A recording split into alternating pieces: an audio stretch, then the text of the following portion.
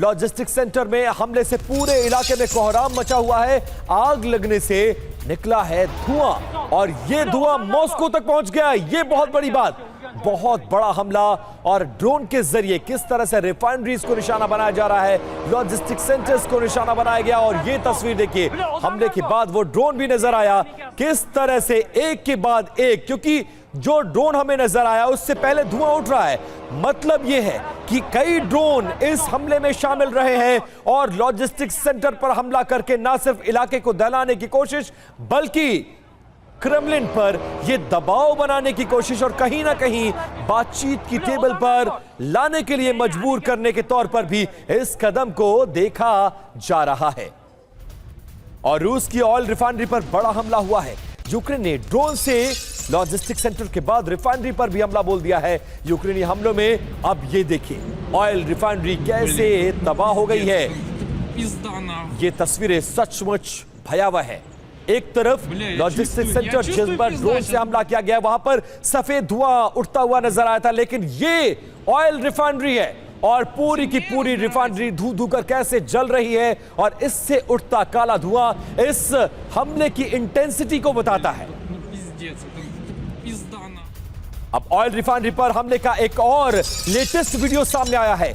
Moscow के नोगसिक इलाके में यह हमला किया गया है। हमले के बाद ऑयल रिफाइनरी में भीषण आग लग गई है। यह तस्वीर देखिए और इन तस्वीरों की खास बात यह है कि जहां पर यह रिफाइनरी है उसके बाहर एक रिहायशी इलाका और गाड़ियों की पार्किंग नजर आ रही है। और अगर कोई बड़ा ब्लास्ट होता है रिफाइनरी में तो इस हमले का असर, व्यापक असर इस इलाके में हो सकता है। तो इस तरह के हमलों को हल्के में नहीं ले सकता है रशिया और इसका असर देखा यह जा रहा कि रशिया भी बहुत जल्द इसका इंतकाम लेगा और पलटवार कर सकता है यूक्रेन पर, जिसको लेकर यूक्रेन पूरी तरह से तैयार भी नजर आ रहा है।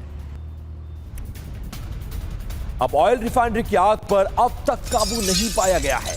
पूरे नोगसिक इलाके में दिखी हैं आग की लपटें, जिसका जिक्र कर रहा था। ये काला धुआं पूरे आसमान को अपनी जद में ले रहा है और जैसे आसमान में जाकर ये धुआं ठहर गया है, इस इलाके के रहने वाले लोग, वहां की एक्यूआई पर कितना असर पड़ेगा और इस तरह के हमलों के जरिए कितना बड़ा संदेश। ये देखिए, इकोनॉमिकली कमर को तोड़ने की कोशिश रिफाइनरी में, लॉजिस्टिक सेंटर में हमले कर रहा है यूक्रेन। अब यूक्रेन ने इस तरह के हमलों को अंजाम देकर पूरे मॉस्को को दहला दिया है। बड़ी खबर यह है कि रूस की राजधानी मॉस्को पर भी बड़े हमले कर रहा है। यूक्रेन का मॉस्को आसपास के इलाकों में अटैक, इलेक्ट्रोस्टॉल और नेगिक्स इलाके में हमले को अंजाम दिया गया है।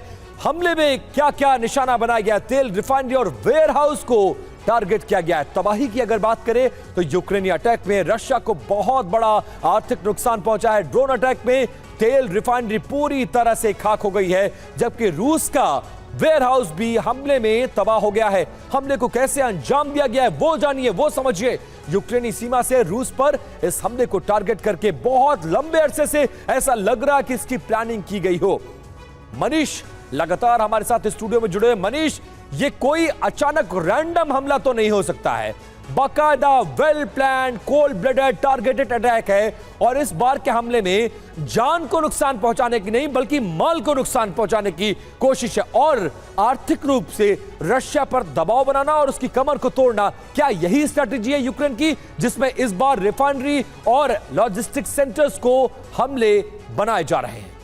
दोनों चीज़ है, उनकी रणनीति भी है और उनकी मजबूरी भी है। मजबूरी इस मायने में कि ग्राउंड पर जो सिचुएशन है वहाँ पर यूक्रेनियन फोर्सेस की कमी है, तो रूस के साथ लगातार मुकाबला करने में वो अपनी ज़मीन को वापस नहीं ले पा रहे हैं। बल्कि पिछले हफ्ते जिस तरीके से रूसी सेना ने डोनबास में कॉन्स्टेंटिनोव्का नाम के सबसे महत्वपूर्ण शहर पर कब्जा किया है, यह अगर आपको मैं कहूँ तो बाखमुत और अवदीव्का के बाद सबसे बड़ी जीत रशियन फोर्सेस की है।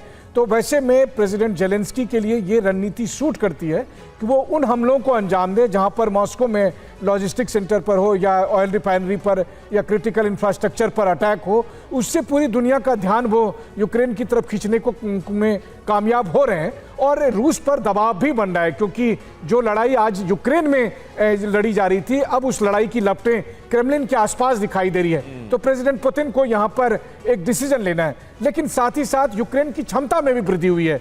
यूरोप की मदद से यूक्रेन ने अब वो ड्रोन हासिल कर लिए हैं कि रोजाना वो 50, 100, 200 ड्रोन से हमले कर रहे हैं, जो किसी जमाने में रूस किया करता था। और उसी तरह के हमलों से दबाव बनाने की कोशिश, और जैसा कि मनीष बता रहे हैं कि इन हमलों की वजह से उसकी ताप क्रेमलिन तक महसूस की जा रही है।